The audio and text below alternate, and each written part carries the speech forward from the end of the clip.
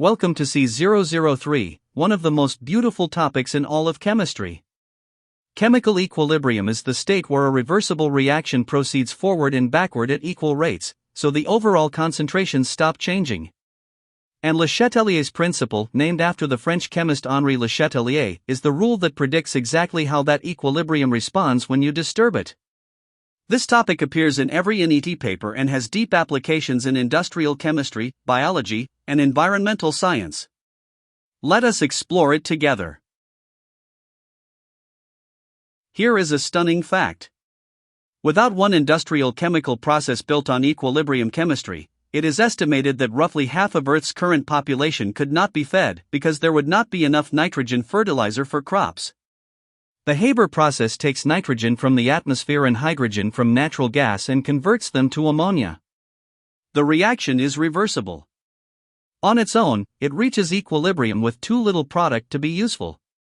But by applying Le Chatelier's principle using high pressure, a carefully chosen temperature, and an iron catalyst, chemists and engineers shift the equilibrium to produce ammonia at commercially viable rates.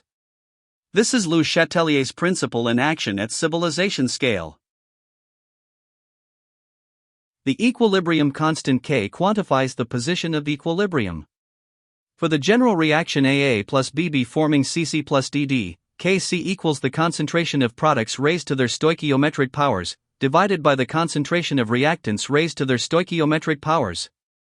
This ratio is constant at a given temperature regardless of how you set up the initial concentrations.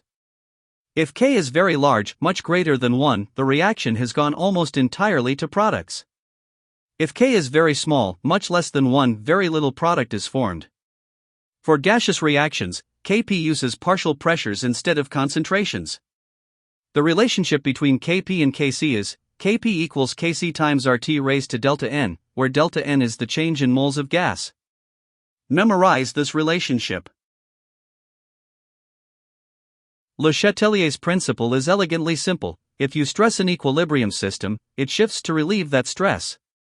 Add more of a reactant, the system responds by consuming it, shifting the equilibrium forward.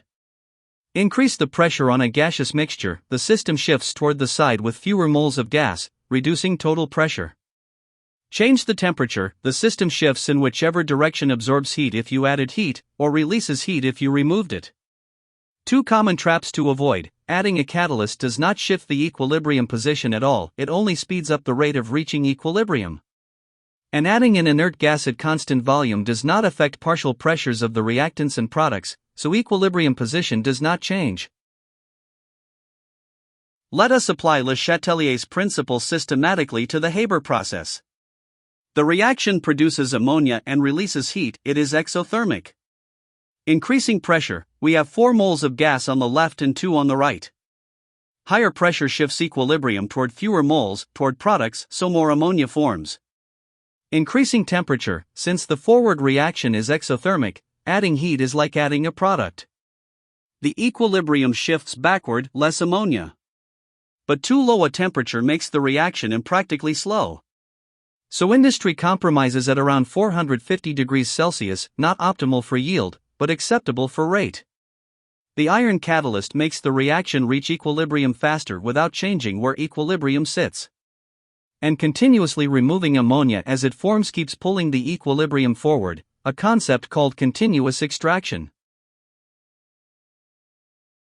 The equilibrium constant expression is written with products in the numerator and reactants in the denominator, each raised to their stoichiometric coefficient.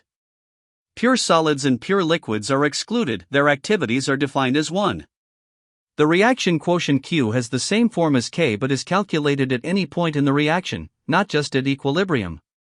Comparing Q to K tells you which way the reaction will proceed. The relationship between Kp and Kc involves the term RT raised to delta N, where delta N is the change in moles of gas. If delta N equals 0, Kp equals Kc.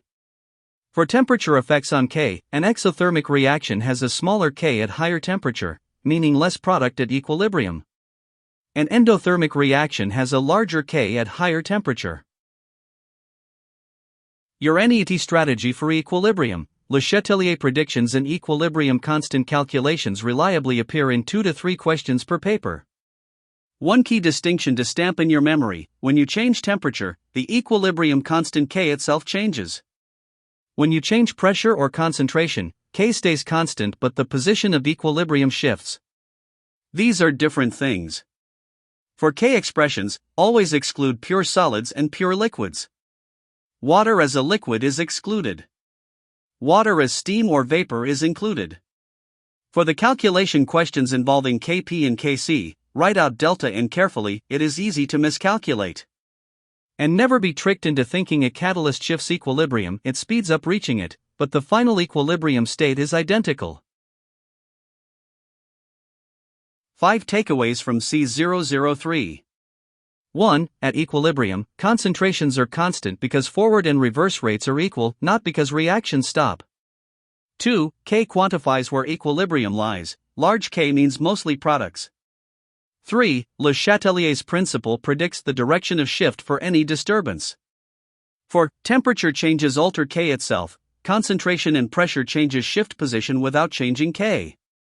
5. A catalyst only speeds up the approach to equilibrium, it does not change where equilibrium ends up. In C004 we go deeper into aqueous equilibria, exploring pH, acid-base theory, and buffer solutions. See you there.